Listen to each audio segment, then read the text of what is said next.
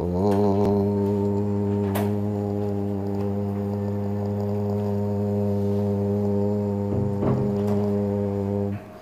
पूर्णमदः पूर्णमिदं पूर्णात् पूर्णमुदच्यते पूर्णस्य पूर्णमादाय पूर्णमेवावशिष्यते। ॐ शान्ति शान्ति शान्तिः। शङ्करं शङ्कराचार्यं केशवं बादरायणं सूत्रभाष्यकृतो वन्दे भगवन्तौ पुनः पुनः। ईश्वरो गुरुरात्मेति मूर्तिभेदाविभागिने व्योमवद्व्याप्तदेहाय दक्षिणामूर्तये नमः। ओम शांति शांति शांति। हम लोग श्रीमद् भगवत पाद शंकराचार्य के द्वारा निर्मित सर्व वेदांत सिद्धांत सार संग्रह को लेके विचार कर रहे। यहाँ तक विचार हुआ था जो वैराग्य का जो प्रकरण है उसी को विस्तार रूप से प्रतिपादन कर रहे हैं, क्योंकि वैराग्य के बिना आप मोक्ष का अधिकारी नहीं बन सकते। तो इसलिए कहा दिया है अत्यंत वैराग्यवताम समाधि। अत्यंत वैराग्य वाले हैं वही समाधिस्थ हो जाएंगे, अन्यथा नहीं। इसलिए गर्भावस्था से लेकर मृत्यु पर्यंत, उसके बाद मृत्यु के बाद जो आगे जो पापादि भोगना है यमलोक में जाके उसका वर्णन हुआ। वह अंगारों का नदी बता दिया, और वैतरणी है, और कुंभीपाक नरक है, शरीर को टुकड़े करने वाले तरंग है, और तलवार के समान पत्ते वाले जो जंगल है। ऐसे नरक में भिन्न भिन्न प्रकार का, अनेक प्रकार का कष्ट का अनुभव करना पड़ता है। उनका विचार करके, उनका चिंतन करके कौन वैरस्य को प्राप्त नहीं होता। और पुण्य लोग भी क्या है, वो भी क्षीण होता है, वापस आना पड़ता है। क्षीणे पुण्य मर्त्य लोकम विशंति, तीसरे अध्याय में बता रहे। तो यहाँ तक विचार हुआ था हम लोगों का। आगे देख लीजिए, आगे ये बताने जा रहे। तो बाह्य और आभ्यंतर शत्रु है, इन शत्रुओं से सदा दुखी रहता है व्यक्ति।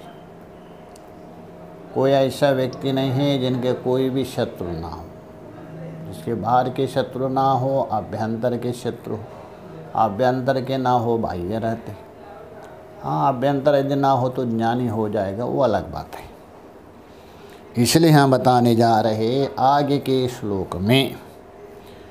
वायुवर्कवन्नेन्द्रमुकान् सुरेन्द्रा नीशोग्रभीत्या ग्रथितान्तराङ्गान् विपक्षलोके परिधूयमानान् विचार्य को वा विरतिं न याति।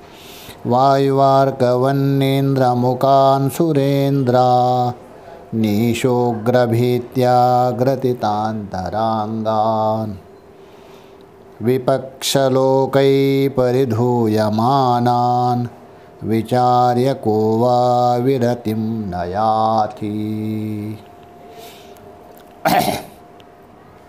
और यहाँ बता रहे, वहाँ से अन्वय कर दीजिए।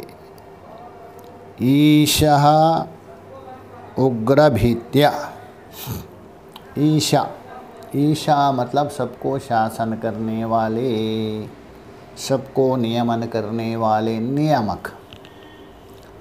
उसी को ही अंतर्यामी ब्राह्मण में अंतर्यामी शब्द से कहा दिया।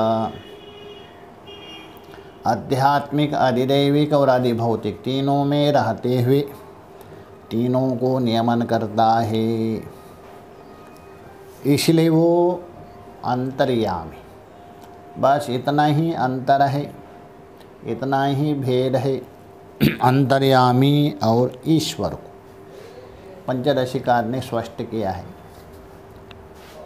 एक तो बाह्य जगत को शासन करता है और एक तो अंदर रहकर शासन करता है। बाह्य शासन करने से वो ईश्वर हो गया, अंदर शासन करने से वो अंतर्यामी कहा। इसलिए ईश्वरत्व और अंतर्यामित्व ही उपाधि मात्र भेद है, वास्तव में भेद नहीं है वही ईश्वर ही अंतर्यामी। तो इसलिए बोल रहे हैं ईशाह, कैसा उग्र,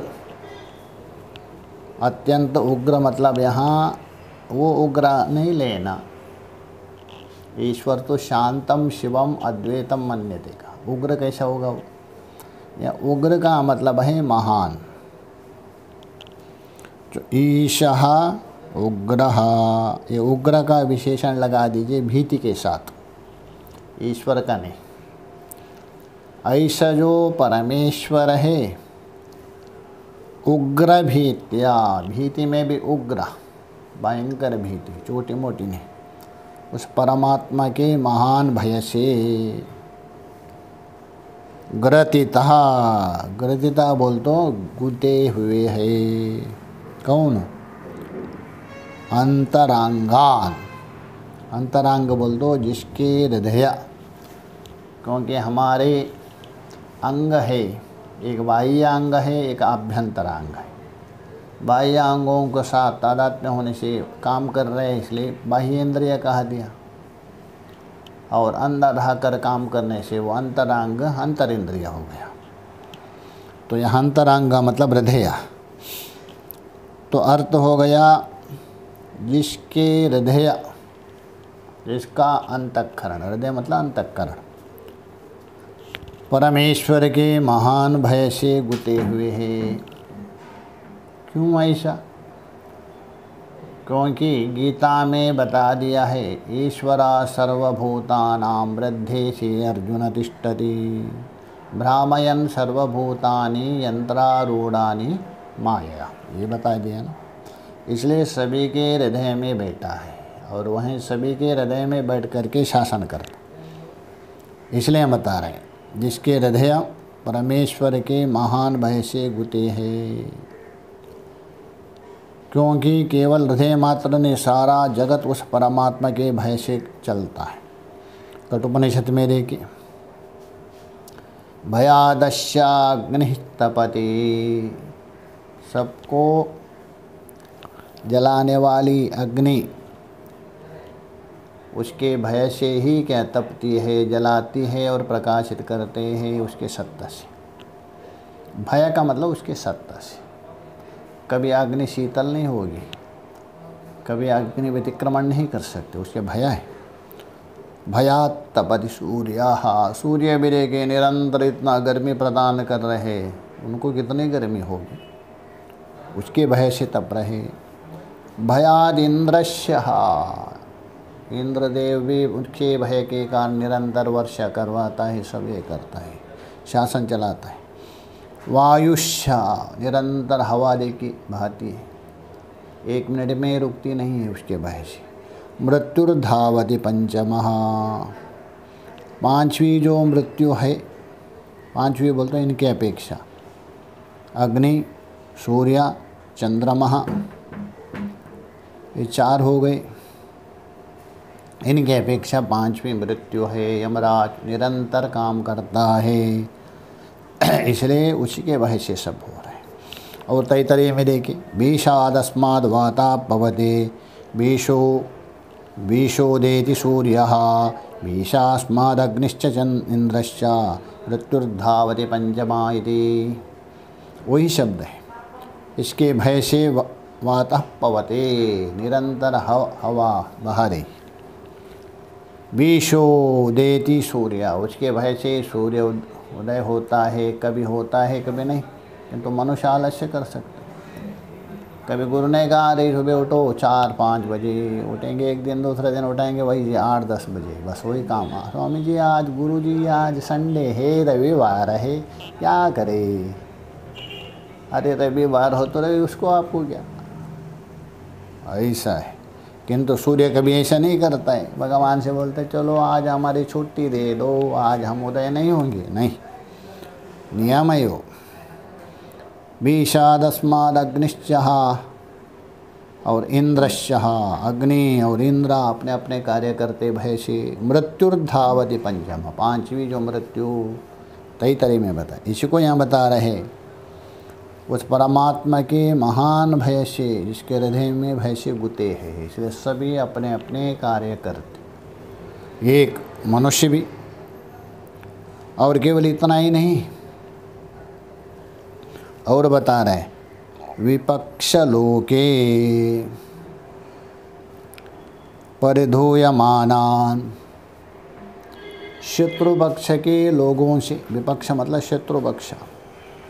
शत्रु दो प्रकार के होते हैं, एक बाह्य शत्रु, एक आभ्यंतर शत्रु। बाह्य शत्रु है आपके कोई पड़ोसी होते, ज़्यादा से ज़्यादा किसी बाह्य विषय को लेकर मनमुटाव हो जाता है, बाह्य शत्रु है। किंतु बाह्य शत्रु से तो आप बच सकते हैं क्योंकि वहाँ से आप दूसरे जगह में जा सकते हैं। किंतु अंदर के शत्रु से कैसा बचेंगे, वो तो आपके साथ में ही चलेंगे। अंदर के शत्रु बहुत महान माना जाता है, वही अनर्थ करवाते हैं। गीता में लेके 3 अध्याय में स्पष्ट किया, अर्जुन ने प्रश्न किया था, अनिच्छन्न विवाष्णेय, कोई व्यक्ति पाप करना नहीं चाहता है, मानो पकड़ के बलादिव नियोजसी, बलपूर्वक उसको प्रवृत्त करवाता है। कभी आप चाहते नहीं हैं किंतु प्रवृत्त होते, वो शत्रु है आपके। कौन है शत्रु, दिखते नहीं, अंदर बैठे हैं।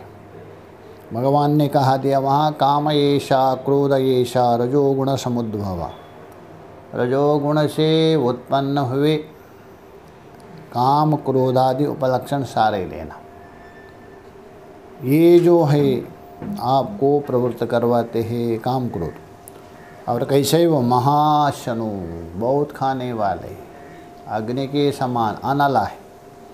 महापापमा, ज़्यादा जो खाएंगे वो पाप भी ज़्यादा करेंगे ना, क्योंकि प्राप्त करने के लिए कुछ ना कुछ छल कपट तो करेंगे, पाप तो होगा ही। महापापमा विद्धि एनिह वैरिणाम, ये विचारक ज्ञानी हैं उनके लिए वैरी है, शत्रु समझो।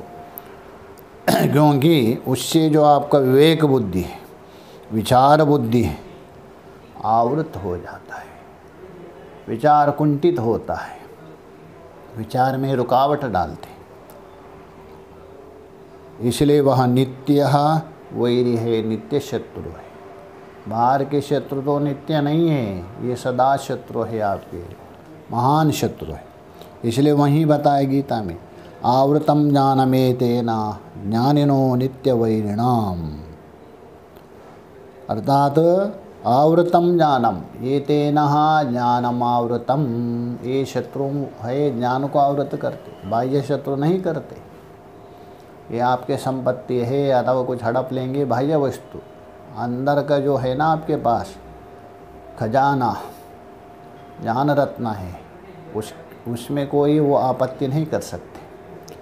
किंतु ये क्या करते हैं, आवृतम ज्ञानमेतेन ज्ञानिनो नित्य वैरिणा, जो ज्ञानी मतलब विवेक को नित्य वैरी।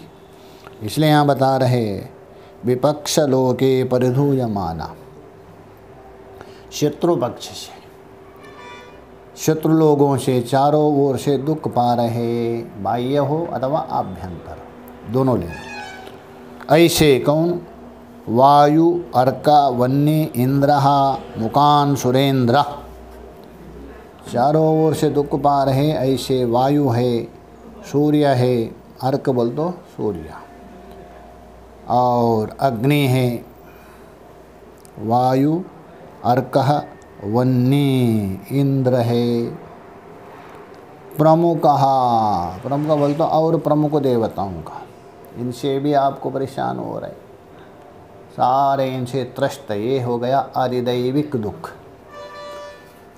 आध्यात्मिक दुख, आदिभौतिक दुख और अधिदैविक दुख, तीन दुख।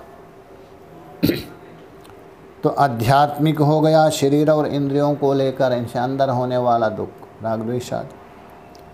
अधिदैविक हो गया वही वायु, सूर्य, अर्क आदि। अधिभौतिक हो गया बाहर के लोग।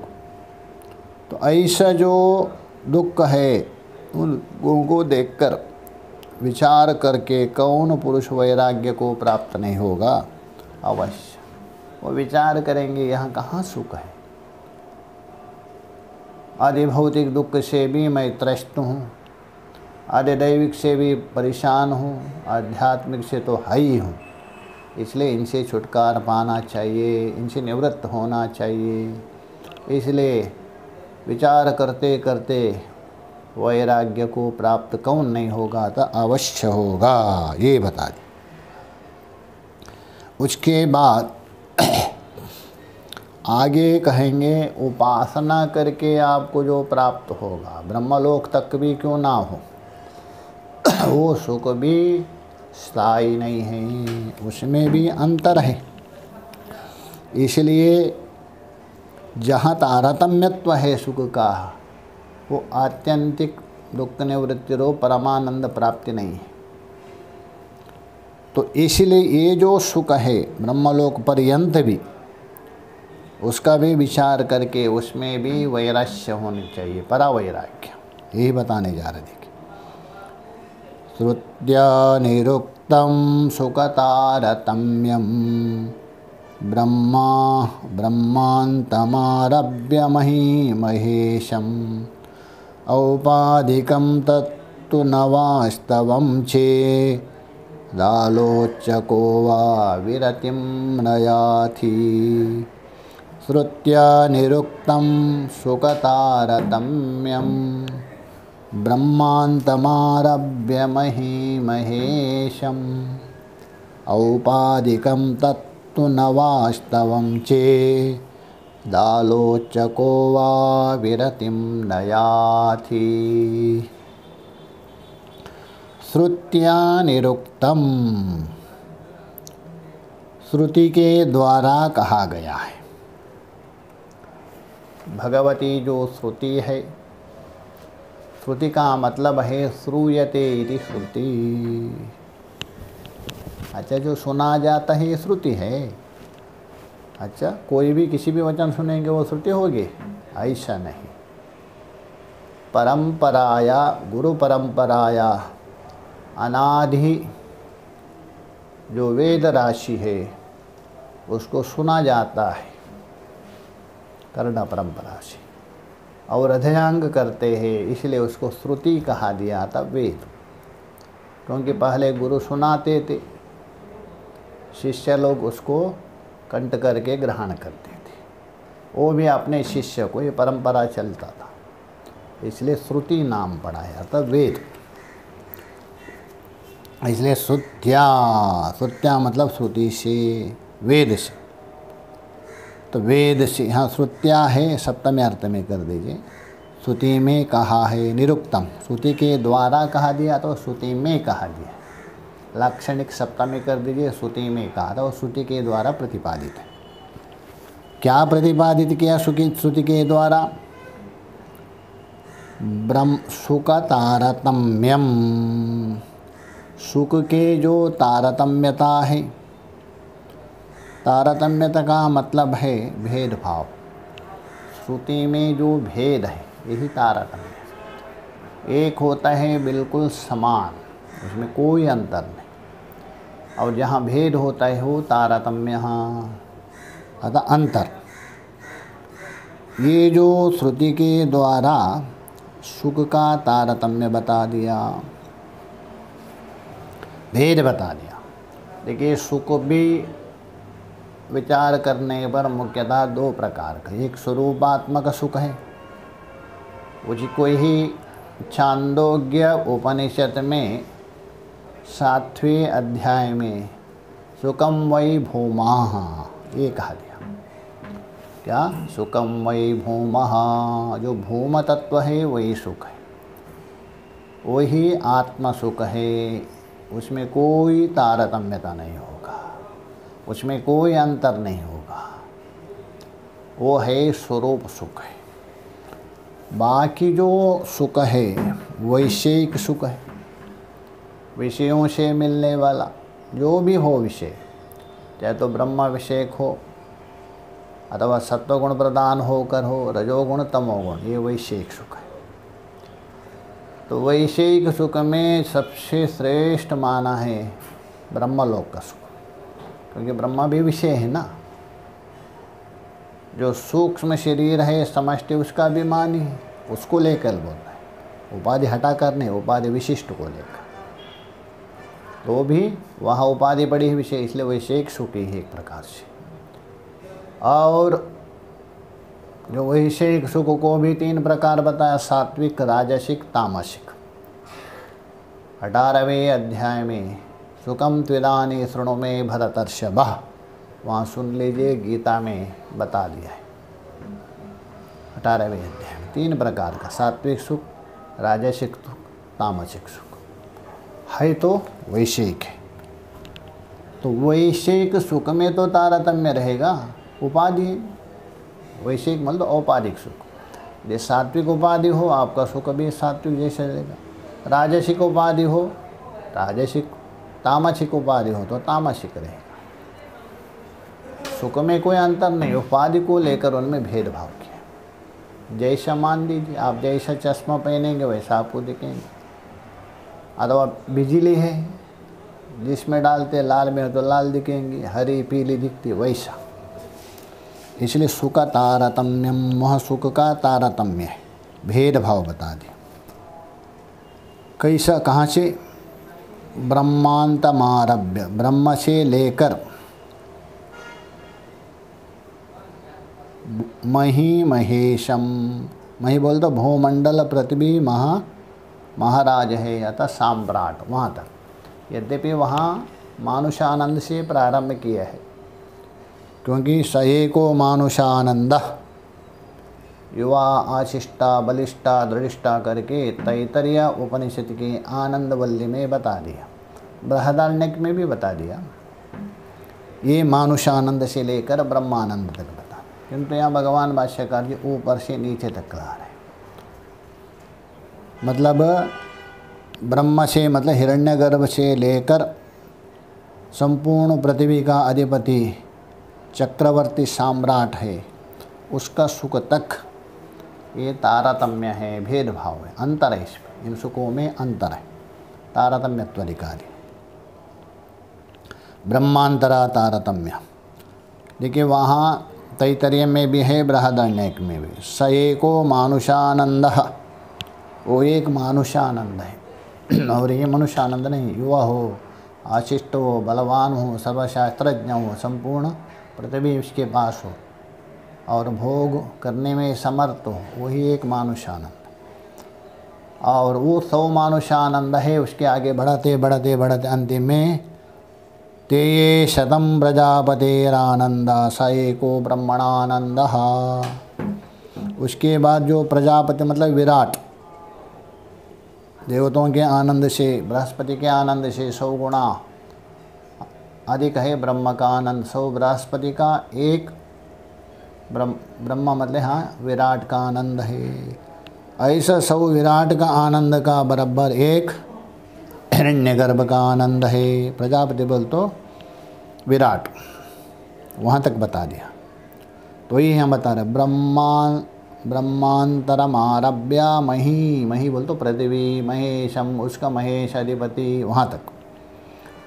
औपाधिकम तत्थु, वो औपाधिक सुख है, न वास्तवम, वो वास्तविक सुख नहीं है, वास्तविक सुख नहीं है, वो औपाधिक मात्रा है। क्योंकि औपाधिक सुख है, कितना भी मिले, वो जो उपाधि रहित जिसको सुख मिल रहे हैं उसका एक छट भी नहीं है, एक मात्रा भी नहीं है। इसलिए महाभारत में कहा दिया है यच्च काम सुखम लोके यच्च दिव्या महासुखम तृष्णाक्षया सुकश्येते नार्हता षोडशीं कलाम। यस्य काम सुखम लोके, जिसको लोक में संपूर्ण कामनाओं से, संपूर्ण इच्छाओं से, संपूर्ण विषयों से मिलने वाला सुख। यच्च दिव्य महासुखम, जिसका दिव्य सुख है, महान सुख है, ब्रह्मलोक पर्यंत सुख है, वो सुख भी तृष्णाक्षया सुकश्येत, जिसकी तृष्णा है, अकामः तस्यः, वहाँ बता दी इसकी कामना समाप्त हो गई, कोई शत्रु नहीं, ऐसा महापुरुष का नार्हता षोडशीं कलाम, उसका षोडशी कला मतलब 16 में एक अंश भी संभव नहीं, 16 में एक अंश का बराबर भी नहीं, इसलिए औपाधिक सुख है। और भागवत में वीर्य की भूमिका में स्पष्ट बता दिया है, न चेन्द्रस्य सुखम किंचिन, न चेन्द्रस्य सुखम किंचिन न सुखम चक्रवर्तिनः, सुखमस्ति विरक्तस्य, किसका? सुखमस्ति विरक्तस्य मुनेर एकांतवासिनः। इंद्र का सुख मानते हैं, स्वर्ग का सुख है, वो भी कुछ नहीं है, किंचित। न चक्रवर्तिना, जो चक्रवर्ती है उसका सुख भी तुच्छ है, किसके सामने? सुखमस्ति विरक्तस्य, जो विरक्त महापुरुष है, संत है, उनका सुख। अच्छा, केवल विरक्त होने से सुख मिलेगा? नहीं नहीं नहीं, मुनि भी होना चाहिए। वो विरक्त होने के बाद मुनि, मननादिति मुनि, स्वस्वरूप का जो मनन करे, चिंतन करे, अनुभव करे, वो है, केवल विरक्त होने से नहीं। तो इसलिए मुनेर और एकांत जीविना, एकांत का 2 अर्थ है, जन समुदाय से रहित, क्योंकि जन समुदाय से आपके अंदर संस्कार आ सकता है, आपके साधना में बाधक आ सकता है, इसलिए एकांत अथवा एकम अंतः, एक ही अंत है आश्रय, कौन? परमात्मा, तो उसको कहते एकांत। तो ऐसे एकांत परमात्मा में आश्रित रहने वाले का सुख है, उसके सामने इंद्र का सुख और चक्रवर्ती सुख आदि भी अत्यंत तुच्छ है, क्षुद्र है। ये भागवत में, इसलिए हम बता रहे ब्रह्मांतरमारभ्य मही महेशम औपाधिकम, उपाधिकृत, ये सब जैसा बिजली मूल है, बाकी 0 से लेकर 1000 तक है, ये उपाधिकृत है ना, औपाधिक, उपाधि युक्त है। न वास्तवम, ये वास्तविक सुख नहीं है। चेत, इस प्रकार आलोच्य, ये औपाधिक अर्थात अज्ञान कल्पित है, अथवा अज्ञान के कार्य शरीर आदि उपाधि से कल्पित है। यदि ऐसा है, आलोचना करके, विचार करके, चिंतन करके, तो आलोच्य, क्या आलोचना किया? विचारे ये सुख तो उपाधिकृत है, आत्मधर्म नहीं है, अनात्म के द्वारा प्रकट होने वाला है, वो सत्य नहीं हो सकता है। इस प्रकार विचार करके कौन पुरुष वैराग्य को प्राप्त नहीं होगा? अवश्य वैराग्य को प्राप्त होगा, मतलब वो वैराग्य को प्राप्त होगा। आगे जो बता रहे, साधना करके, उपासना करके, उपासना भी 3 प्रकार की है, छांदोग्य में बता दिया। कर्मांगबद्ध उपासना, ये आपके विद्या वीर्यवत्तरम भवति, उपासना के द्वारा आपका कर्म बलवान होता है। इसको कर्मांगबद्ध, किसी कर्म का एक अंग में कर्म तो अनेक अंगों से होता है, अनेक पार्ट, अनेक मिल के होते, उसमें एक अंग में पूर्णत्व दृष्टि करके चिंतन भी करना कर्म। जैसा आपको पूरा शरीर के हाथ पैर आदि, तो शरीर को ही पूरा शरीर पूरा मान लिया, सिर को भी अथवा हाथ को मान लिया, वैसा है कर्म भी कर रहे अथवा कर्म का साथ एक अंग में पूर्ण दृष्टि कर कर्म की, ये कर्म अंग, उससे आपका कर्म विद्यया वीर्यवत्तरम भवति। कर्म में कोई त्रुटि है, वो त्रुटि हट जाती है, आपका कर्म का फल मजबूत होता है। प्रतीक उपासना तो करते ही आप शालिग्राम में विष्णु बुद्धि, मूर्ति में दुर्गा बुद्धि, लिंग में शिव बुद्धि, ये प्रतीक उपासना है। और तीसरी उपासना है आहं गुरोपासना, अपने आराध्य और मैं एक मान के उपासना, ये आहंग्रह, उसका फल है ब्रह्मलोक है। तो वो ब्रह्मलोक भी आपका नित्य नहीं है, उसका विचार करके भी वैरस्य होता है। उसको बता रहे देखिए क्रम मुक्ति को लेकर, सालोक्य सामीप्य स्वरूपतादि भेदस्तु सत्कर्म विशेष सिद्धः न कर्म सिद्धस्य तु नित्यतेति विचार्य को वा विरतिं न याति। सालोक्य सामीप्य स्वरूपतादि भेदस्तु सत्कर्म विशेष सिद्धः न कर्म सिद्धस्य तु नित्यतेति विचार्य को वा विरतिं न याति।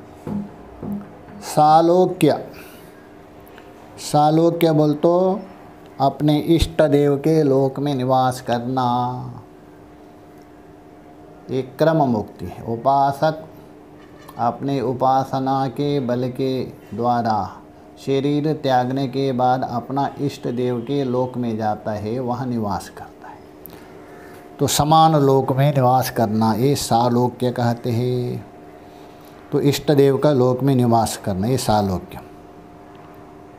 सामीप्य, सामीप्य बोल तो इष्ट देवता के समीप वास करना। जैसा कभी कभी समान लोक होता है, जैसा हम एक देश में रहते हैं, आप हम सब भारत में एक देश हो गया और उसका मुख्य है प्रधानमंत्री, उसके अधीन में रहते, उसी देश में रहते, किंतु उसके समीप में नहीं रह रहे, उनके समीप में जो है उसकी सेवक है वो रहते। जैसा राजा का एक ही लोक में सब लोग रहते, किंतु राजा के समीप में उसके सेवक आदि रहते हैं, वो सामीप्य है। उसी लोक में होने पर भी निकट रहते हैं अपने आराध्य के। एक तो आराध्य के लोक में रहते, निकट नहीं रहते, वो होता है सालोक्य। आराध्य के लोक में रहते हुए ही निकट जो रहते हैं इष्ट देव के, वो सामीप्यवास है, इसको बोलते हैं सामीप्य मुक्ति। तीसरे है सारूप्य। सारूप्य बोल तो इष्ट देवता का सा स्वरूप, एक कार्य कारण, मतलब एक कार्य कारण होता है सारूप्य, उसको बोल तो सारूप्य, समान रूप आदि होता है। यह तीन दिखा दिया और चौथी भी मानी है। यहाँ तो आपका सालोक्य दिखा दिया, सामीप्य दिखाया, सारूप्य, सायुज्य है और साष्टि, ये भी मानते। सायुज्य का मतलब है जैसा सारूप्य है इष्ट देवता का स्वरूप आदि भेद तो सत्कर्म विशेष उपासन से सिद्ध होता है। सायुज्य अर्थात एक साथ जैसा रहता है, जैसा राजा का पुत्र के समान। साष्टि बोल तो धनवान, जैसा ब्रह्मा है अपना आराध्य के समान धनवान होता है। तो ये हम बता रहे हैं, किंतु मुख्य रूप से तीन ही हैं, सालोक्य, सामीप्य, सारूप्य। ये जो जितने भी है सत्कर्म विशेष सिद्धि, इनका जो भेद है, सत्कर्म का मतलब कर्म और उपासना दोनों लेना। उपासना भी एक प्रकार का कर्म है, बस इतना अंतर है, बाह्य कर्म है वो अभ्यंतर कर्म है। तो विशेष उपासना से सिद्ध है। न कर्म सिद्धस्य तो नित्यता, क्योंकि जो जो कर्म से प्राप्त है, यद यद कार्यत्वम तत्तद अनित्यत्वम, जो जो साधना के द्वारा प्राप्त है साध्य वो अनित्य माना जाता, कोई भी हो, इसलिए ना नित्यतः इति विचार्य, इसलिए विचार करके आ ब्रह्मा भुवन लोके, गीता में बोलते ब्रह्मलोक से भी वापस आते, ऐसा विचार करके को वा विरतिम न याति, कौन विचारक पुरुष उसमें वैरस्य नहीं हो सकता है, वैराग्य को अवश्य होगा, ये बता दिया। आगे जो बता रहे, संसार में जो भी गति है, भेदभाव है, ऊंचा नीचा है, ये सब कर्म का फल है, ये सब क्या है, अनित्य है, श्रुति भी प्रमाण है, उसको दिखा रहे आगे के श्लोक में। देखिए, यत्रास्ति लोके गतितारतम्या मुच्चावचत्वान्वितमत्र तत्कृतं, यतेह तद्वद् खलु दुःखमस्ति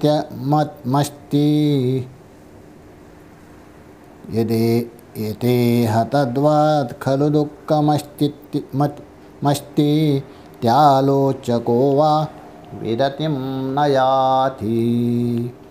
यत्रास्ति लोके गतितारतम्या मुच्चावचत्वान्वितमत्र तत्कृतं, यतेह तद्वद् खलु दुःखमस्ति त्यालोचको वा विरतिं न याति।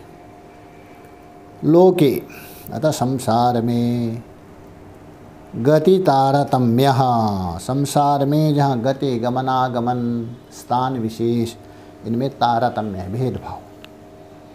तो इस संसार में गमन है, स्थान है, और सब में तारतम्य है। और कैसे है, उच्चावचत्वान्वितमत्र तत्कृतम, और उच्चा बोल तो ऊंचा, अवच्च बोल तो न्यून, तो न्यून अधिक भाव, ऊंचा नीचे भाव से युक्त है। ये ऊंचा पदवी है, वो नीचा पदवी वाला है, ऊंचा भाव स्वरूप है, नीचा भाव है। संसार में भेदभाव देखता सभी में, जो न्यूनाधिक भाव अथवा ऊंचा नीचा भाव से युक्त है, ये सब यत्रास्ति लोके, जिस संसार में जो है, ये क्या है, वो कर्म का फल ही है। तत्कृतम, कृतम बोल तो कर्म फलम, ये सारा कर्म का फल, जैसा आपने कर्म किया उसके अनुसार ऊंचा नीचा छोटा बड़ा सब होने लगता है, कर्म का फल। जैसे जैसा आप लट्टू लगा दिया वैसा वैसा आपको प्रकाशित होगा। यतेह तद्वद् खलु दुःखमस्ति इति आलोच्य, ये जो कर्म का फल है जैसा इस श्लोक में, और कर्मानुसार गति की तारतम्य भी, उसका फल भी, उसका परिणाम भी देखा जाता है, दुख होता है, क्योंकि उसका एक का उत्कृष्टत्व को देखकर आपका निकृष्ट अनुभव करते हुए दुखी होते। तो इसलिए यहाँ ऐसा परिणाम हो रहे हैं, इसलिए दुख होता है। वैसा स्वर्ग में भी कहा दिया, अतो अन्यदार्थम, बृहदारण्यक में कहा दिया, जो आत्मस्वरूप है उससे अतिरिक्त जो भी कुछ है आर्त है, अतः नाशवान है। ये श्रुति वचन भी है। ऐसा विचार करके तद्वत् खलो दुःखम स्थिति, उसी प्रकार स्वर्गादि लोक में दुख है ऐसा विचार करके, को वा न विरतिम याति, कौन पुरुष है ऐसा वैरस्य को प्राप्त नहीं होगा, अवश्य होगा, ये बता दिया। और ये संसार में मनुष्य ऐसा मोह में फंसे हैं, बिल्कुल आगे स्पष्ट करेंगे, इसको बहुत वर्णन करेंगे। इसको देखते हुए उसके अंदर वैराग्य यदि उत्पन्न नहीं हो तो कैसा होगा, विचारवान को अवश्य होगा। वो बता रहे 40वें श्लोक में, को नाम लोके पुरुषो विवेकी विनेश्वरे तुच्च सुखे गृहादो कुर्याद्रतिं नित्यमवेक्षमाणो व्रतेव मोहान् म्रियमाण जंतून्। को नाम लोके पुरुषो विवेकी विनश्वरे तुच्च सुखे गृहादो कुर्याद्रतिं नित्यमवेक्षमाणो व्रतेव मोहान् म्रियमाण जंतून्। को नाम, लोके, इस लोक में कौन सा विवेकी पुरुष, अर्थात प्रश्न कर रहे, जो विवेकी है इस लोक में रह रहे, कौन सा विवेकी पुरुष। विनश्वरे चुच्च सुखे ग्रहादो, जो नश्वर है, नाशवान है, दृष्टो नष्ट है, और तुच्छ सुखमया अपने ग्रह है, परिवार है, संबंध आदि में, वो रतिम कुर्यात, व्रता ही मोह से, रतिम का मतलब है इत्यादि में, उसमें रति करेगा, अर्थात उसमें आनंदित होगा, प्रसन्न होगा। क्यों? नित्यम अवेक्षमाणो, नित्यम बोल तो सदा प्राणी क्या है, मर रहे, म्रियमाण जंतुन, आंख के सामने मर रहे, देख रहे, बूढ़े हो गए, शरीर जर्जर हो रहे, समय बीत रहे, सबको देखकर, ऐसे जो मरते हुए रोग से ग्रसित है, इन सभी प्राणियों को देखता हुआ भी ये जो संसार में तुच्छ पदार्थ है, नश्वर है, कौन, यहाँ बता रहे तुच्छ ग्रहादो, ग्रह मतलब ग्रह से उपलक्षण, परिवार है, इनमें कौन आनंदित होगा, कौन ये सुख का साधन है, ऐसे देख सकता है, कभी भी नहीं देख सकता है। कहने का मतलब इनसे वैरस्य उसको अवश्य होगा, किंतु विचार हो, जब तक विचार नहीं है, मोह ग्रसित है, वो आनंद का साधन मानता है, आनंद उसमें ढूंढने लगता है, किंतु मिलेगा नहीं, उल्टा दुख ही हाथ में लगेगा। इसलिए विचारवान पुरुष है, विवेक पुरुष विचार करके उससे वैरस्य प्राप्त करते हुए जो सुख कहाँ है, सुख का खजाना कहाँ है, उसको प्राप्त करने के लिए चेष्टा करता है। इसलिए हम वैराग्य का विचार बता रहे हैं, आगे भी बताएंगे, आगे विचार करें। ओम पूर्णमदः पूर्णमिदं पूर्णात् पूर्णमुदच्यते पूर्णस्य पूर्णमादाय पूर्णमेवावशिष्यते।